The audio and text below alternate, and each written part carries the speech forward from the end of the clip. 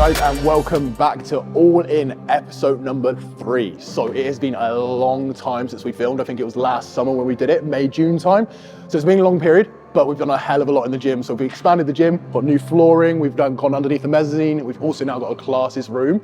So we are in though today for upper. Well, we were going to be in for today for upper, but this guy over here, how's it going, guys? Turned up out of the blue, and I thought, it's been a while since me and Jack trained, and I thought, if he's turned up out of the blue, it's meant to be. Might as well get a little bit of a pool session in with. So it's going to be pool today. So we're going to have a wicked little pool session, and it's always great content when me and Jack play around, and we have some epic sessions. Yeah, so we do. Did you want to give a little update? So the last time we spoke that you were like planning to go on stage and stuff. So yeah, so me and Louis went through prep together. He took me through prep. We went on stage at the UK DFBA Southerns, which was a great experience for both of us. For me, because I've never been on stage before, so it was really good to dip my toes in, see what it's like, and I loved the experience. And for Louis, for a coaching aspect as well. He coached me all the way through it. He gained more experience as well, which is what Louis wants. You're going to go ahead and carry on with this and just blast and go manic with it all. Yeah, and I think you're going into a big off season, aren't you? Yeah, now? yeah. So yeah, we're both in a big off season now. So we're both full of calories. So it should be an epic session. Yeah, it should be a good session. I think we're all pretty much getting up to peak strength now, aren't we? Yeah, yeah, slowly but surely at a lower weight as well, which is always nice. Absolutely. So let's get into it, guys. I'm excited for this one.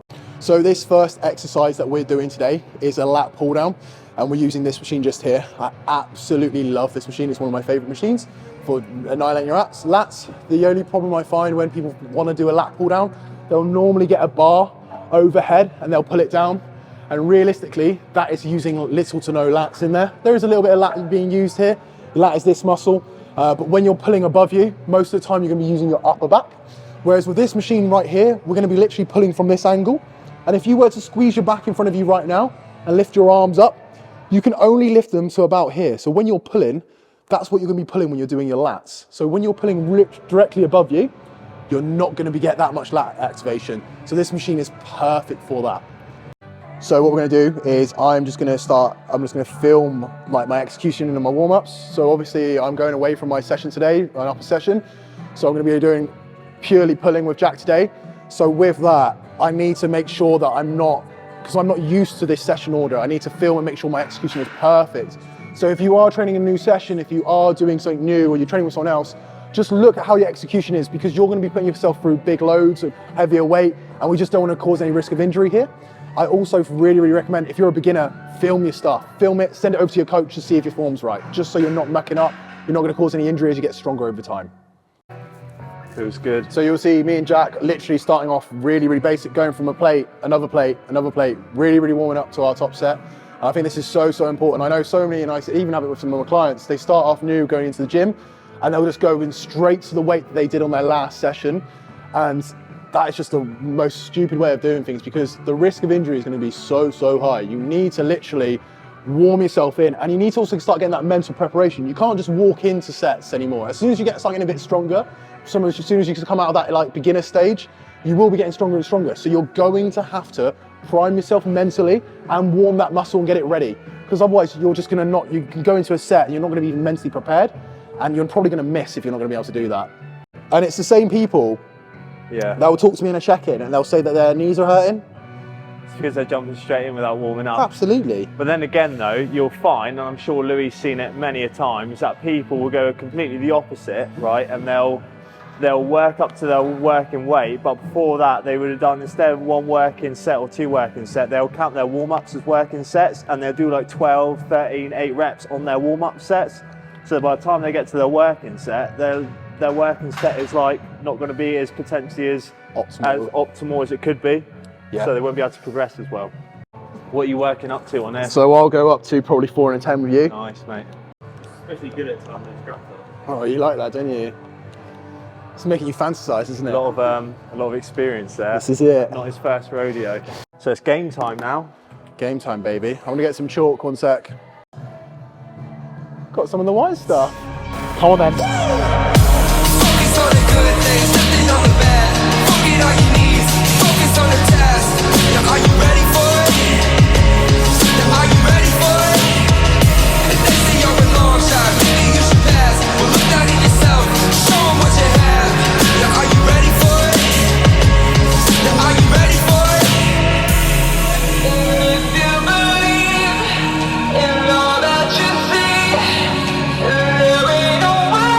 hard, ride it down hard.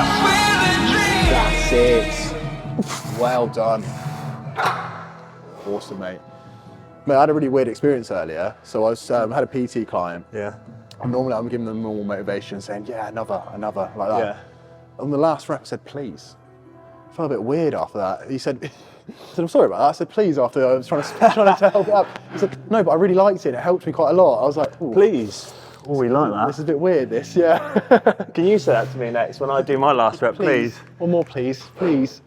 But I said it really weirdly as well. I went, please, like that, like a bit weird. Twist. Have some more. So this is a weird relationship going on.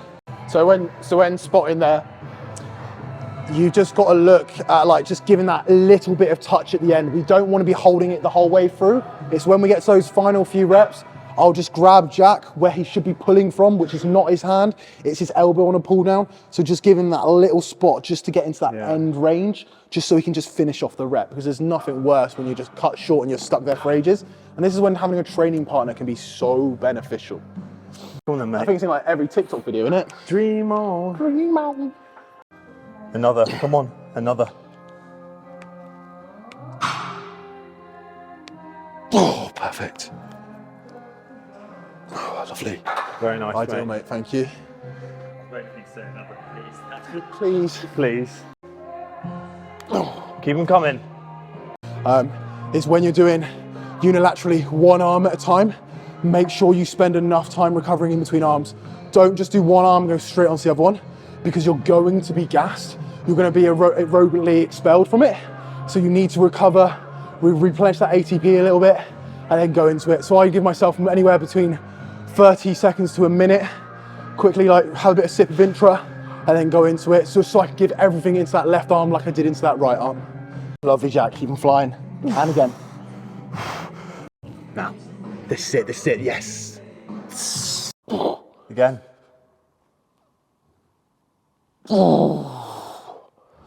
Polaris then, is it? Yes. So next exercise we're going to do is an upper back row. So there's a little bit of differentiation when you're training your lats, which is the lower part of your back, to the upper back.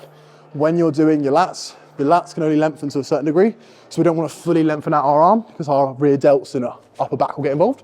But when we are training our upper back, just like Jack's going to do here now, he's going to literally bring it right back.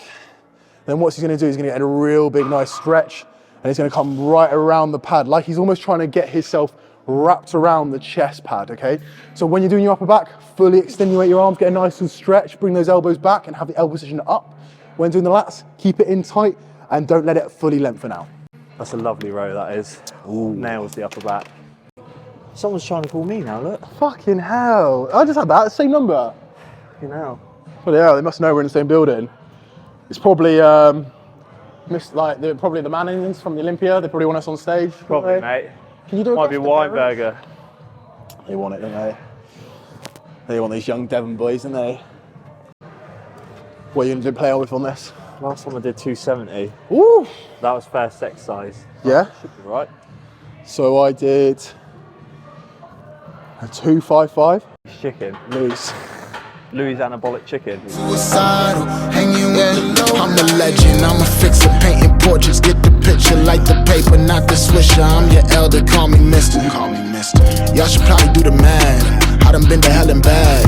Remo had me in the ass. White boys hitting dabs. Went from bummy to your girl probably bumpy. Oh, more. Come on. Nice, mate. So just logging my stuff.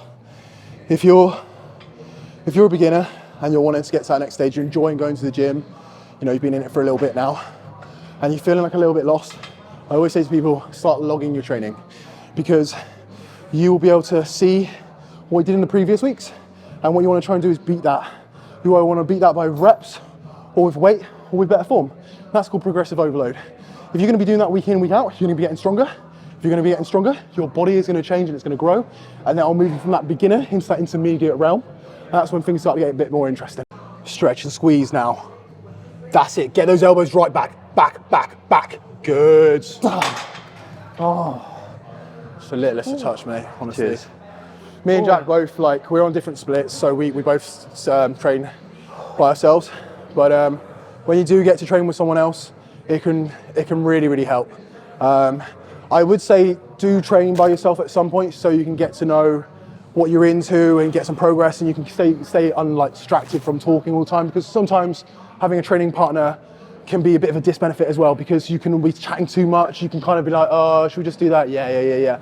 So pick and choose when you need to do it. If you want a bit of a kick up the arse and you need that momentum, train with someone stronger with you as well, stronger than you, because that'll make a massive difference. Or if you're just lack of motivation, you're going for a bit of a hard slog, I think it can make a hell of a difference. Absolutely. So just having someone here to give you a bit of encouragement, just to push you through those hard sets when you feel like you can't get through, you know. That's all you need sometimes. And you'll have training partners that will come and go. I've had loads, and it'll take a while for you to click with someone really well. Yeah. Luckily for me and with Jack, we get on really well, and we have the same training styles, and we both have that intensity there, which is what you want in a training partner. Absolutely. You want to make it a drop? Yeah. Hanging with the low light. Kamikaze, blinded by the show lights. Paparazzi, they know I'm a gold mine. Everybody know me where I go. Right, suicide. Hanging with the low light. I be gemmed out, zenned out, almost put the pen down. Now they focus lens when I hop up out the Benz now. I got my ends up. Every move. So we're gonna add a little intensifier into this now. Having a training partner now is really beneficial for bringing that intensifier in there, just so we can do a drop down, quickly change in and out, and just go again. And this is just going to add a whole new level of stimulus to this workout now. All or nothing now. Come on, all in with this. Let's go. That's it. Pull it back. That's it. Nice one, man. Oh, cheers. A nice little tip. Remember when we was talking about spotting, and Louis was talking about when to come in and take or assist with a rep or a spot. If you pay attention to the rep speed, as you go through the set, you'll see the person doing the exercise, their reps will slow down. If they're doing the reps effectively, they will slow down and their contraction will slow. So once they start to slow, especially in the shortened range, that's when you come in and you can start edging it so they can just carry on keep contracting the muscle and getting the short position. Because the length from there still have a bit more power than the shortened range, so it's just something to take into account. Yeah, what he said.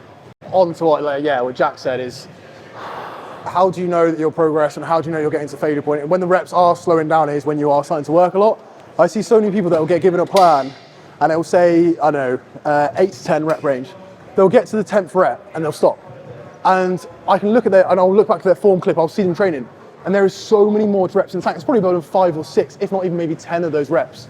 So just because your plan says 8 to 10, don't stop at 10. Stop till you get to failure. If you've got past that 10 rep, keep going until those reps really slow down and you physically can't get another one up. That's how you grow. If you're just going to constantly be comfortable the whole time, you're never going to get anywhere at all. You're never going to reach your full potential and unlock how big you could get.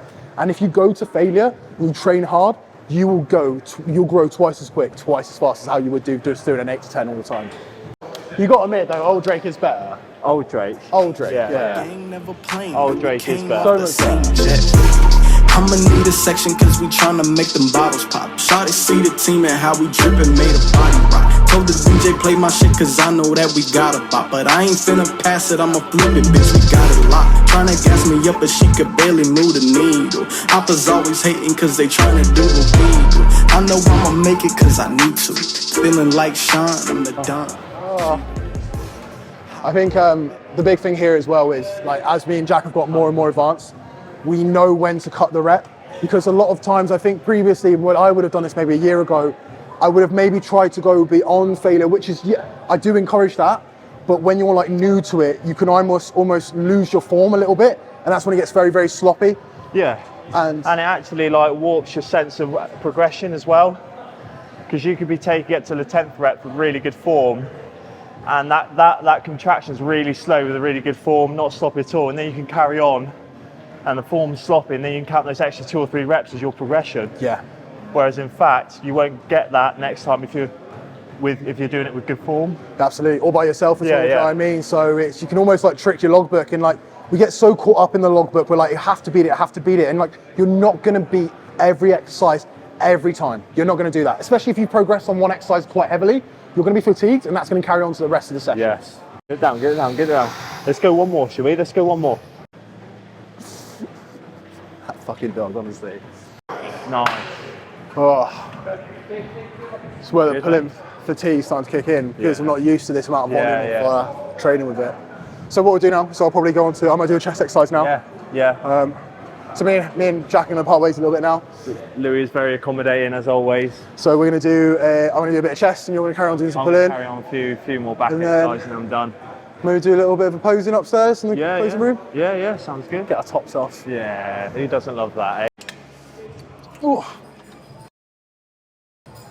So now that we've moved away from Jack, we're now going on to a bit of chest. We're going on to a converging chest press. We're going to do this on the Cybex Bravo. I really like this exercise. The reason I like it so much is because we're basically going to be coming across ourselves when we're pressing, like what we'd replicate when we're doing dumbbells. And the reason why we do this is why we come across our chest is because if you look at the chest fibers, they come across like that. That's how they contract. So when we are pressing, if we're pressing flat, yes, we're going to be using our chest, but we're not going to be using it as optimally as we could. So we want to basically, if we can find a press or a machine that can converge and come in the middle, that's perfect. So I like to do this on a cable just because we can converge so perfectly and get a really nice squeeze on it, okay? So this is why this comes in handy. The Bravo is so good because we've got the little chest support here, we put that there, and then all we're going to do with these little red rings over here basically is that's just extenuating the path that we're on, so we're not having to go all the way back and get a big stretch. We can start in this position here, which is perfect. Yeah, I reckon I'll do the one. 3, 2, 1. Yeah, let's go. Shawty see the team and how we drippin', made a body rock. Told the DJ play my shit cause I know that we got a bop. But I ain't finna pass it, I'ma flip it, bitch, we got it locked. Tryna gas me up but she could barely move the needle. Oppas always hating cause they tryna do what we do. I know I'ma make it cause I need to. Feeling like Sean, I'm the Don. She Oh. So next exercise we're gonna go for is we're gonna go for a dip. So we've done our chest exercise. We're just going to finish off the chest now with a dip. We're going to go weighted with this one. And the big cue for this one is take your time. Really take your time with it. Really rinse yourself going down the eccentric part of the movement. Slight pause at the bottom, explosive up with it. I see so many people literally just bouncing up and down here. And a lot of things can go wrong with a dip. People get a lot of issues in their shoulders. I think most of the time it's because they're just not going through the range of motion, nice and controlled, and not actually putting the muscle onto the chest as much.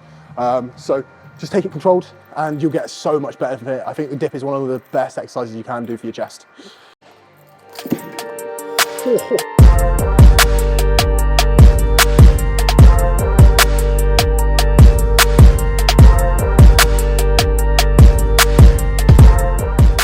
So we are finishing off this bit of hybrid pull push session, which kind of almost like a bit of an upper session with some biceps now to finish off with. So biceps is an interesting one. I feel like loads of guys muck up their arm training very easily by overloading with so much weight. I've always found actually lowering the weight and getting full control helps a lot, and also just getting your setup on. So coming on to this preacher curl right now, what I'll see mainly guys doing is they'll load up with 20s, 10s, they'll put on 30, 40 kilos, and they'll do dual arm, so doing both arms at the same time. And then what they'll do is they'll come like this, and they're kind of just gotten their elbow in there, and they're kind of like just pivoting up. And also the first thing as well is when you come into here, you'll see that the shoulder here, the front delt, is actually coming really involved here. So a lot of the time, guys get ruined rotator cuffs or tear their rotator cuffs from curling too much, and the biceps getting very little to none stimulus. So my way around this is drop your weight, really put your ego out the door, and let's go for a single arm, okay? So we can kind of bias the bicep as much as possible. We can line up with the pivot point of the machine here. We can kind of get ourselves in line so the delt is in line with the elbow, and the elbow is then in line with the wrist. And then from this position here, all we're going to do is just come up nice and controlled and really concentrating on that bicep, contracting at the top here. Do a single arm, and you'll notice a hell of a difference with your biceps. Hallelujah, we made it. Thank God I learned patience. I was all in my feelings. Like, get me out of this matrix. I was jumping on buildings. Labels act like they ain't see. Now when they hit my lineup, I just act like I ain't me. So with biceps training as well, and I do this with back as well. If you struggle to connect to your biceps, or even your back, or any body part, well, you can only really do it with your arms and your back, and maybe your legs a little bit. Go for a single arm variation firstly, and you'll get a better connection. I do that with my lats. When I'm going with a pull down, I'll try a single arm, I get such a better connection. Thing is, if you're doing two arm body parts at the same time, two limbs, there's so much going on, it's hard to get that mind muscle connection. mind muscle connection isn't everything, but I think if you're a beginner starting out and you're trying to work out if anything's working, then it's very, very important. A bit jacked, isn't it? Look a bit juicy. How many do you reckon you could do, Jack? Yeah. 50? Yeah, mate, they're filling, mate. The sauce is going to be the king for that. You're going to have some barbecue and ketchup on the side. No, more curry, mate. Curry sauce? Yeah, I love their curry sauce, mate. Jesus. Fucking hell. Oh, that's another thing I see as well. If you've got a body part that's not growing like biceps and you're doing everything for it, are you training them as well as you would be training your legs or your back or your chest? Are you training them where their reps are becoming super slow, going to that failure point? Are you training them getting the setup completely right with them? Are you doing everything you can to get that body part good? Are you looking into the research of it, like where I should position my hands and so on? If you want to improve in anything in life, you need to do a little bit of research into it and look into it and analyze what's going wrong. And that's when filming comes a really big important play. I think so many people just say, oh, my shoulders aren't growing. They just give an excuse, oh, they're not growing. So why aren't they growing? Because you're not giving enough volume, you're not filming them, you're not executing it right. So if you want something to do better, look into why it's not growing. I grind to get a lot of dough and dirt through all the obstacles, cause anything is possible. Yeah. Oh man, I got a lot of goals. Stack that bread and dominoes. Anything is possible. I lean with it, I rock with it. So guys, literally just wrapping up the episode number 3. So it was a good little session with me and Jack. So more to come. We've got loads more to come. So every month now, we're gonna have literally a video dropping at least one a month. I've said to Harry behind the lens right now that just make sure you're here every month. Just let's have it just continual content. I want to really, really build up some content all the way up to show day. So you can see we're going through all the way through a full off season. And we've still got 3 or 4 months left of that. And then going into a diet phase and going into contest prep. So it'll be a hell of a journey. So stick around, guys. It's going to be really, really good.